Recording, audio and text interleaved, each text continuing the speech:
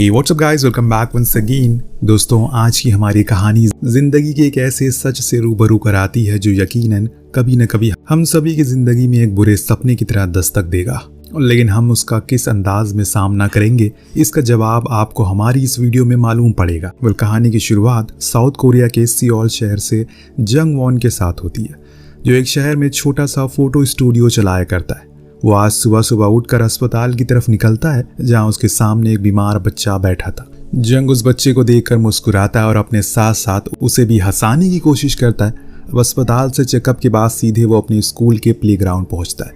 बचपन की तरह वहां खेलने कूदने की कोशिश करता है और फिर थक हार कर एक कोने में बैठकर स्कूल के उन्हीं दिनों को याद करते हुए कहता है, जब मैं छोटा हुआ करता था तो कुछ इसी तरह ग्राउंड के किनारे बैठकर सबको खेलते हुए देखा करता था। अपनी गुजरी हुई माँ को याद करते हुए उसे इस चीज़ का एहसास होता है कि इस दुनिया में कुछ भी हमेशा के लिए नहीं है। हर किसी को एक न एक दिन ये संसार छोड़कर चले जाना है। बस कुछ रह जाएगा तो हमारी वो भूली बिसरी यादें। इसके बाद वो अपनी स्टूडियो जाता है, जहाँ एक लड़की अपनी फ़ोटोज़ लेने के लिए आई थी। लेकिन जब वो उन्हें देखती है तो नाखुश नज़र आती है, जिस पर जंग दोबारा से उसकी फ़ोटो क्लिक कर देता है। इस दौरान फ़ोन रिंग होता है और उसे मालूम पड़ता है कि उसके दोस्त जुल के पिता की मौत हो गई है। जंग अपना सारा काम धाम छोड़कर दोस्त के पिता के अंतिम संस्कार में पहुंचता है। उन्हें अंतिम विदाई देने के बाद कुछ ही घंटों में स्टूडियो आता है। आज का दिन उसके लिए कुछ खास नहीं रहता, इसीलिए वो दुकान के अंदर तो रहता है, लेकिन काम करने का बिल्कुल भी मन नहीं हो रहा था उससे। तभी एक लड़की उसकी दुकान में दाखिल होती है, जो कुछ नेगेटिव को प्रिंट करवाने के लिए आई थी। वो पूछती है कि आखिर इस काम में कितना टाइम लगेगा। जंग जवाब देता है कि आज मैं इन फोटोज को नहीं प्रिंट कर पाऊंगा, तुम कल आना। परंतु वो लड़की टेबल पर नेगेटिव को रखकर विनती करती है कि ये सब कुछ मेरे लिए बेहद अर्जेंट है, अगर आप इसे जल्द से जल्द कर देंगे तो बहुत आसान होगा। और ये कहकर दुकान से वो बाहर चली जाती है। जंग थोड़ी देर बाद उठकर टेबल पर रखी उन फोटोज को देखता है, फिर दुकान के सामने खड़ी उसी लड़की को निहारता है, जो गर्मी में बाहर फोटोज निकालने का इंतजार कर रही थी। आपको बता दें, इस लड़की का नाम रिम होता है। जंग उसके पास आइसक्रीम लेकर जाता है और उसे रूठे स्वभाव के लिए माफी मांगता है। रिम पूछती है कि कितनी देर लगेगी फोटोज को कंप्लीट होने में। जंग जवाब देता है, बस कुछ ही देर में। फिर उसका काम खत्म करके शाम को अपने घर आता है, जहां हम उसके पिता मिस्टर शिन को घर में खाना बनाते हुए देखते हैं। दोस्तों, माँ के गुजर जाने के बाद उन्हीं ने जंग को संभाला था। दोनों में खासा लगाव भी होता है। और इसी दौरान जब उसके पिता हाथ बटाने के लिए सब्जियां धुल रहे थे तो उसकी नज़र आसमान में टपकती पानी की बूंद पर पड़ती है, जिससे उन्हें एहसास होता है कि मॉनसून जल्द ही करवट लेने वाला है। अगली सुबह वो अपनी गाड़ी में पेट्रोल भरवा रहा होता है कि तभी उसके सामने रिम आती है। दोनों एक दूसरे को हेलो हाय करते हैं, फिर अपने रास्ते निकल पड़ते हैं। यहाँ जंग जब स्टूडियो आता है तो आज उसके पास कुछ स्कूली बच्चे आए थे, जिनके हाथ में एक ग्रुप फोटो होता है। इसमें उनकी क्लास की कुछ लड़कियां भी होती हैं जिन्हें वो पसंद करते थे, और वो जंग से अपनी अपनी माशूका की फोटोज को फ्रेम करवाना चाह रहे थे। जंग उन्हें समझाता है कि फोटोज अगर जरूरत से ज्यादा बड़ी हो गई तो साफ नहीं आएगी, लेकिन उन्हें इससे कोई फर्क नहीं पड़ता।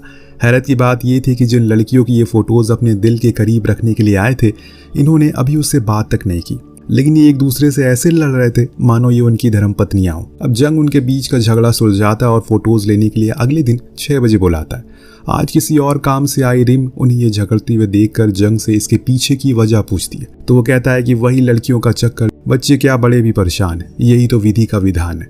फिलहाल शाम को जब जंग अपने घर की तरफ निकल रहा होता है, तभी रास्ते में उसे एक लड़की दिखाई देती है, जो कोई और नहीं बल्कि उसकी बचपन की दोस्त और पुरानी गर्लफ्रेंड जेसिका होती है। यहाँ तक कि उन दोनों की शादी तक तय हो गई थी, मगर किसी बात के चलते दोनों को अलग होना पड़ा। जंग गाड़ी मोड़ता और जेसिका को ना चाह कर भी रुकना पड़ता है। वो उसे पूछता है कि तुम यहाँ कब आई। वो जवाब देती है, उसे शहर में आए हुए कुछ दिन हो गए। अब जंग ध्यान से देखते हुए जेसिका से बोलता है, देखो ना, तुम इतने सालों में बिल्कुल नहीं बदली। जेसिका भी कहती है कि तुम भी कहाँ बदले, पहले जैसे तो हो। अब दोस्तों, यहाँ जंग और भी बातें करना चाहता है, लेकिन जेसिका किसी तरह भी उससे पीछा छुड़ाना चाहती है, इसीलिए फौरन बाय कहकर वहां से चली जाती है। न जाने क्यों उसने ऐसा किया, मगर उसके चेहरे की रंगत साफ साफ बयां कर रही है कि उसके साथ कुछ तो गड़बड़ है। आज घर पर जंग की बहन रोजी अपने पति और बच्चों के साथ उससे मिलने आई है। दोनों भाई बहन साथ में बैठे होते हैं। तभी रोजी उससे कहती है कि मेरी मुलाकात जेसिका से हुई। उसने बताया कि तुम उससे मिले थे, बेचारी अपनी जिंदगी में काफी परेशान है। उसके पति ने फिर से उसे जुआ खेलना शुरू कर दिया, न जाने कैसे वो उसे नरक में रह रही है। अब जंग कुछ भी नहीं कहता। उसकी खामोशी को देखकर रोजी कहती है, क्या आज भी तुम मुझसे प्यार करते हो? मगर जंग कोई जवाब नहीं देता। अब एक रोज जब वो बस से कहीं जा रहा होता है तो उसकी नजर रिम पर पड़ती है, जो सड़क पर किसी गाड़ी वाले को ट्रैफिक रूल सिखा रही थी। और उसकी ड्रेस को देखकर उसे मालूम पड़ता है कि वो शहर के ट्रैफिक कंट्रोल डिवीजन की पार्किंग टिकट एजेंट है, जिसका काम है नो पार्किंग में लगी गाड़ियों का चालान काटना। शायद इसी वजह से वो रोजाना रिम के पास गलत जगहों पर पार्क करने वाले उन लोगों की फोटोज खींचकर उसे सबूत के तौर पर कोर्ट में पेश करने के लिए निकलवाने आती है। अब जब जंग अपनी स्टूडियो में होता है तो रिम फिर से वहां आती है और उसे अपना कैमरा सौंपती हुए कहती है, क्या तुम इसे ठीक कर सकते हो? वो कहता है कि हाँ क्यों नहीं, और फिर रिम उसी के सामने सोफे पर आराम करने के लिए बैठ जाती है। इसके बाद वो उसकी कुंडली निकालना शुरू करती है और कहती है कि तुम पक्का तुल राशि के जरूर होगे, अगस्त में तुम्हारा जन्म हुआ है, इसीलिए तो मेरी और तुम्हारी इतनी बनती है। वो फिर उसकी उम्र पूछती है तो जंग कहता है कि मैं लेट 20s में हूँ। तो रिम बोलती है यानी कि तुम अभी 30 साल के आसपास हो, पर अभी तक तुम सिंगल क्यों हो? तो जंग का कहना था कि बिल्कुल भी नहीं, मैं सिंगल कहाँ हूँ, मेरे 2 बच्चे भी हैं। रिम कहती है कि मुझसे झूठ बोलने का कोई फायदा नहीं है, तुम्हारा पहनावा बता रहा है कि तुम अभी भी सिंगल हो। और फिर एक हल्की नींद लेने के लिए उसने अपनी आंखों को बंद कर लिया। जंग उसकी बातों पर हल्का सा मुस्कुराता है और उसे अब कहीं न कहीं उसका साथ पसंद आने लगा। दोनों में एक अजीब सा रिश्ता कायम हो रहा है। उसी शाम जंग अपने पूरे परिवार के साथ बैठकर डिनर कर रहा होता है, जिसमें आज उसके पिता के साथ साथ बहन और उसका पति और उसकी बेटी भी शामिल थी। ये छोटा सा परिवार ही उसकी दुनिया है। अगले दिन स्टूडियो जाते वक्त जंग को रिम दिखाई देती है, जो भरी धूप में हाथों में भरे भरकम कागज का चिट्ठा लिए डिस्ट्रिक्ट कंट्रोल ऑफिस जा रही थी। जंग यहाँ उसे लिफ्ट देता है और रिम के साथ डिस्ट्रिक्ट ऑफिस की तरफ निकल पड़ता है। रास्ते में उसे पूछता भी है, क्या तुम्हारा कोई बॉयफ्रेंड है? जिस पर रिम जवाब देती है कि अभी तक उसे कोई इंटरेस्टिंग आदमी मिला ही नहीं। तो जंग उसे भरोसा दिलाता है कि परेशान मत हो, जल्दी तुम्हें तुम्हारे हिसाब का कोई लड़का मिल जाएगा। इसके बाद जब वो स्टूडियो में मशरूफ होता है तभी वहाँ जेसिका आती है, जो उसे अपने पति के बारे में बताते हुए कहती है कि वो उसे काफी परेशान करता है, यहाँ तक कि उसे गाली गलौज और मारता पीटता भी है। यहाँ जंग उसकी बातों को शांति से सुनता है लेकिन कोई जवाब नहीं देता, क्योंकि ये सब कुछ तो उसकी बहन रोजी ने पहले ही उसे बता दिया था। अब दोनों एक दूसरे के साथ स्कूल में वो पुराने दिनों को याद करने लगते हैं। इस दौरान जेसिका पूछ बैठती है कि आखिर उसने अभी तक शादी क्यों नहीं की। तो जंग कहता है कि दरअसल मैं तुम्हारा इंतजार कर रहा था। हालांकि ये बात उसने बेहद मजाकिया अंदाज में कहा था, मगर कुछ हद तक वो सही भी होती है। यहाँ जेसिका उसे बताती है कि मुझे मालूम पड़ा है कि तुम बहुत ज्यादा बीमार हो, तभी मैं तुमसे मिलने आई हूँ। जंग बोलता है कि इतना भी ज्यादा बीमार नहीं हूँ मैं, कुछ ही दिन में मैं ठीक हो जाऊंगा। परंतु अंदर ही अंदर उसके दिल में क्या दर्द छुपा है वो किसी को बयां नहीं कर पा रहा है। बस रोजाना उन्हीं उलझनों के साथ जी रहा है। अब जंग को हम घर में बैठे अस्पताल की तरफ जाते देखते हैं, यानी वाकई उसकी तबीयत ठीक नहीं है, परंतु इस चीज का एहसास वो दुनिया को नहीं होने देता और यही उसकी खासियत है। वो सबसे हंस कर मिलता है। हालांकि ऐसा लगता है कि उसकी इस दुख भरी जिंदगी में रिम सुकून के कुछ पल लेकर आई थी। दोनों की दोस्ती बेहद अजीज हो चुकी है। रोजाना के काम और मिलने जुलने के सिलसिले अब आम बात हो चुके हैं। एक शाम जंग अपने दोस्त से मिलने जाता है, जो कि कराटे टीचर है, और दोनों साथ में एक साथ अपनी जवानी को लेकर बचपन के कई मोमेंट्स को शेयर करते हैं। ढेर सारी शराब भी पीते हैं। अब बार बंद हो जाता है और दोनों नशे में बाहर निकलते हैं, लेकिन जंग को अभी भी पीनी थी। इसीलिए वो अपने दोस्त से कहता है कि उसे और शराब पीनी है, मगर उसका दोस्त इसके लिए मना करता है, जिस पर वो उसे मनाने की बेइंतहा कोशिश करता है, परंतु दोस्त था कि मानने को तैयार ही नहीं था। तभी जंग बोलता है कि यार मेरी जिंदगी का कोई भरोसा नहीं है, इसीलिए जब तक मैं जिंदा हूँ तब तक खुशी के पल मुझे जीने दो। अब ये बात सुनकर उसके दोस्त को उस पर बहुत गुस्सा आता है और जंग को आज के बाद ऐसी बातें बिल्कुल ना करने को कहता है और शराब पीने के लिए दूसरे बार में ले जाता है। इसके बाद दोनों को पुलिस स्टेशन में हम देखते हैं, क्योंकि रास्ते में पुलिस ने उन्हें बहुत नशे में पकड़ा था। अब पुलिस स्टेशन में फैले शोर से बड़ी उलझन हो रही थी। उसकी आदत भी ऐसे माहौल में रहने की बिल्कुल नहीं थी, और जब सब बर्दाश्त से बाहर हो जाता है तो हम उसे सभी के ऊपर जोर जोर से चिल्लाते हुए देखते हैं। अपने दिल की सारी भड़ास गुस्से को वो वहां निकाल देता है। वो तो भला उसके दोस्त का जिसे समय रहते उसने संभाल लिया। और मजे की बात तो ये थी कि सुबह जब उसकी आंख खुली तो उसे रात में की गई अपनी कोई हरकत याद ही नहीं रहती। आज सुबह सुबह जैसे ही जंग अपनी स्टूडियो खोलता है वहां रिम आती है, लेकिन वो यहाँ किसी ऑफिशियल काम से नहीं आई, बल्कि अपनी खुद की फोटो क्लिक करवाने के लिए आई थी। जिसके बाद वो उसकी ढेर सारी पोज में फोटोज लेता है। इसे कुछ ही देर बाद उसकी स्टूडियो में फोटो क्लिक करवाने के लिए एक फैमिली आती है। जंग पहले तो उनकी एक साथ फैमिली फोटो लेता है, और तभी परिवार में मौजूद बूढ़ी महिला का सबसे बड़ा बेटा अपनी माँ से कहता है कि माँ क्यों ना आप यहाँ आ गई हैं तो अपनी एक अकेले की फोटो निकलवा ले। दरअसल उसका ऐसे करने के पीछे इरादा ये था कि अब माँ की उम्र ज्यादा हो गई है और जल्दी उनकी मृत्यु हो जाएगी, इसीलिए उन लोगों के पास कम से कम उनकी एक अच्छी फोटो तो होनी चाहिए। हालांकि बूढ़ी दादी इसके लिए तैयार नहीं होती, लेकिन फिर भी अपने बेटे का मन रखने के लिए वो फोटो खिंचवा लेती है। कुछ देर के बाद जंग किसी काम से बाहर निकला होता है कि अचानक उसकी गाड़ी खराब हो जाती है और बारिश दमदार हो रही थी। इस बीच वहाँ रिम मिलती है उसे, तो जंग बारिश से बचने के लिए उसके छाती के नीचे आ जाता है। अब यहाँ रिम कहती है कि मैं तुम्हें अपना अम्ब्रेला शेयर कर रही हूँ, लेकिन इसके बदले तुम्हें मेरे लिए ड्रिंक खरीदनी होगी, और जंग खुशी खुशी उसकी शर्त को मान लेता है। अब शाम होती है लेकिन बारिश अभी तक रुकी नहीं थी। जंग रिम का इंतजार कर रहा था, जिसने उसे 7 बजे का टाइम दिया था, लेकिन अभी तक वो नहीं आई। तभी अचानक दुकान में वही बूढ़ी महिला दाखिल होती है जिसने पूरे परिवार के साथ फोटो सुबह ली थी। जंग दादी माँ से कहता है कि माफ कीजिए, लेकिन अभी आपकी फोटो तैयार नहीं हुई। जिस पर दादी कहती हैं कि मैं यहाँ पर फोटो लेने नहीं आई हूँ, बल्कि जो फोटो तुमने मेरी सुबह खींची थी असल में वो अच्छी नहीं थी, और इसीलिए मैं अपनी फेवरेट कॉस्ट्यूम में अपनी जिंदगी की सबसे बेहतरीन फोटो खिंचवाना चाहती हूँ। हालांकि मेरे पास इसके लिए पैसे नहीं है बेटा। अब जंग बूढ़ी माँ का दिल रखने के लिए बिना पैसों के उनकी अच्छी सी फोटो क्लिक करता है, जो देख दादी माँ के चेहरे की मुस्कान खिल उठती है।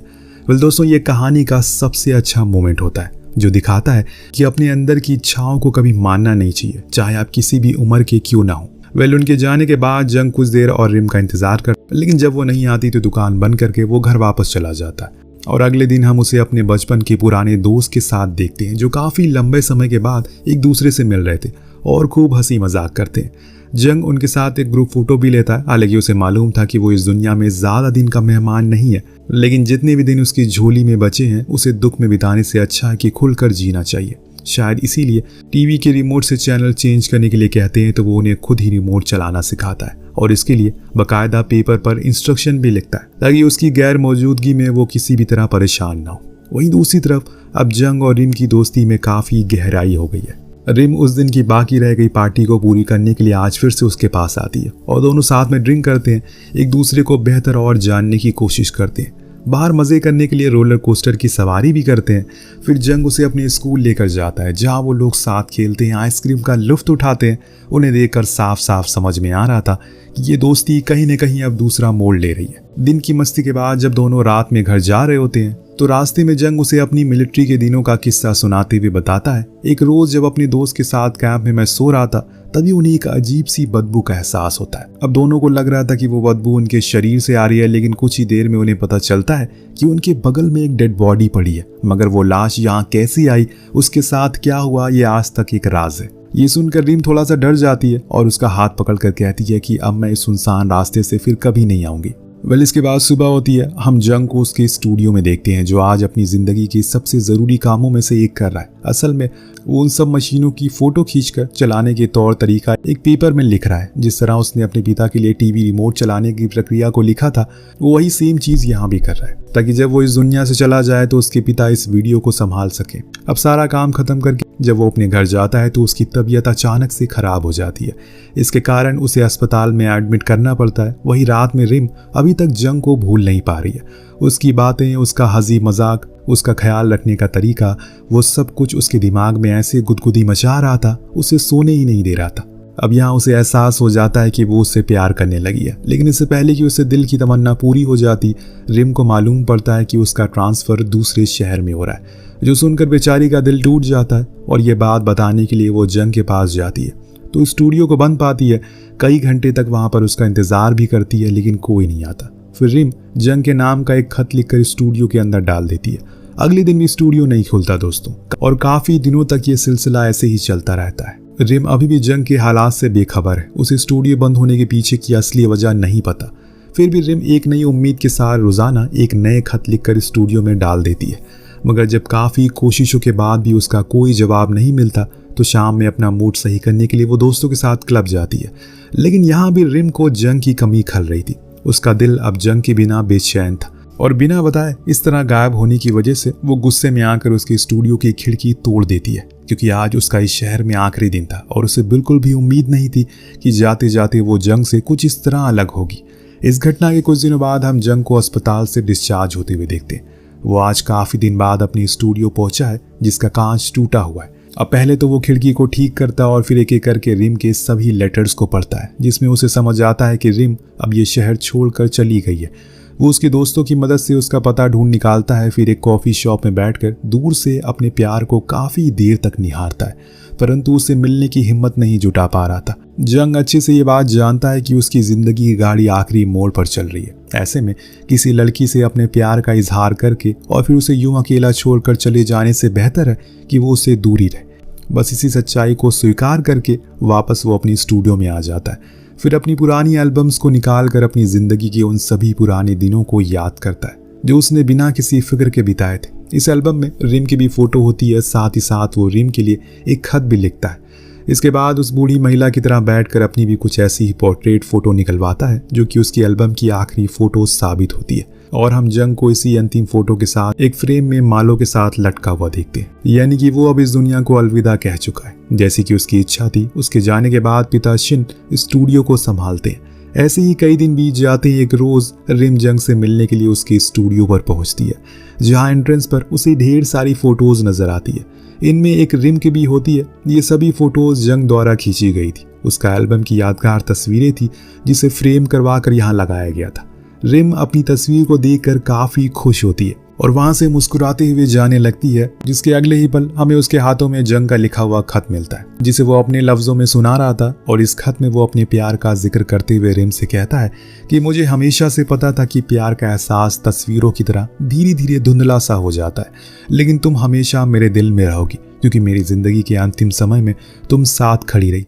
इसलिए मैं तुम्हारा धन्यवाद करता हूँ। अलविदा रिम। और इसके साथ ये कहानी अपनी इस दुख भरे अंत के साथ यहीं समाप्त होती है। आपको इस खूबसूरत कहानी को देखकर कैसा लगा नीचे कमेंट करके जरूर बताएगा। मिलते हैं अगली वीडियो में। Thank you so much watching. Peace out.